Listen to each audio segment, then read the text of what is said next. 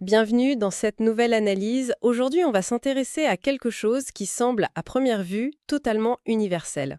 Les chiffres. Bonjour. Mais les sources qu'on a explorées cette semaine révèlent un paradoxe assez fascinant. Oui, parce que si les nombres sont universels, la langue qu'on utilise pour en parler, elle ne l'est pas du tout. C'est ça. Dans le monde des affaires, de la tech, cette langue est devenue quasi exclusivement l'anglais. Et notre but, c'est de comprendre cette tension. Exactement. Comment un outil qui devrait connecter tout le monde peut aussi refléter et même renforcer une dynamique de pouvoir. C'est un excellent point de départ.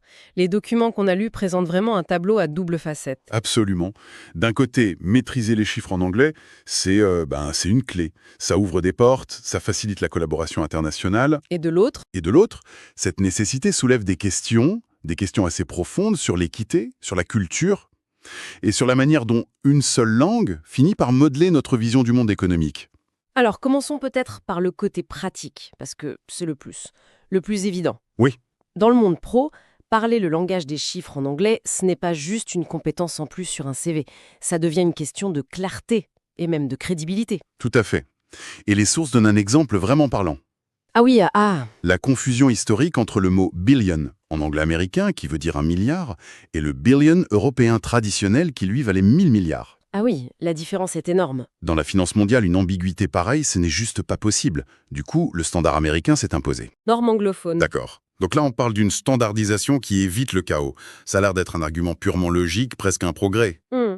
Est-ce qu'on peut vraiment parler de domination dans ce cas? Ou est-ce que c'est pas simplement la création d'une langue commune, une lingua franca utile pour le commerce? Eh bien, c'est justement la question que les sources nous invitent à déconstruire un peu. D'accord. Elles avancent que cette norme n'est pas neutre. Pas du tout. Parce qu'en adoptant l'outil, on adopte aussi un cadre de pensée. Et ça a des conséquences très humaines. C'est-à-dire? Prenons une négociation commerciale avec de gros enjeux. Imaginez un partenaire qui a du mal à articuler ses chiffres, ses projections financières en anglais. Oui. Le risque, c'est qu'il ne soit pas perçu comme quelqu'un qui a une barrière linguistique, mais comme quelqu'un de moins compétent, de moins sûr de ses chiffres. Ah, je vois. La maîtrise de la langue est confondue avec la compétence professionnelle elle-même. C'est ça.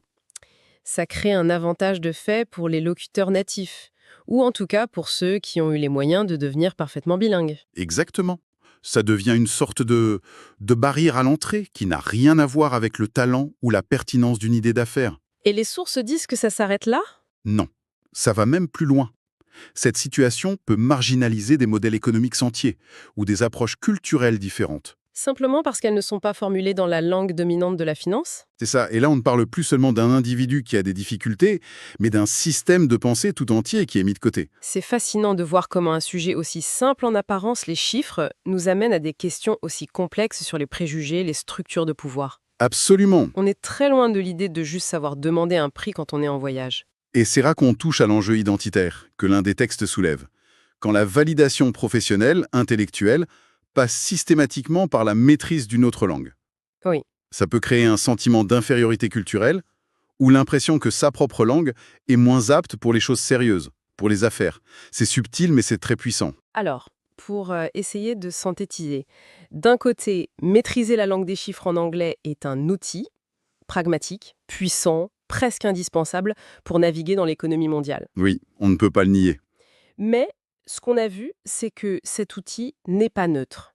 Il s'inscrit dans une structure qui favorise un certain mode de pensée et peut, même involontairement, créer de l'exclusion. C'est une excellente synthèse. Et ce nous laisse avec une dernière pensée, une question pour aller plus loin peut-être. Allons-y. Les sources, elles ne prônent pas un retour en arrière ou un rejet total de l'anglais. Non, ce serait irréaliste. Elles nous poussent plutôt à nous interroger.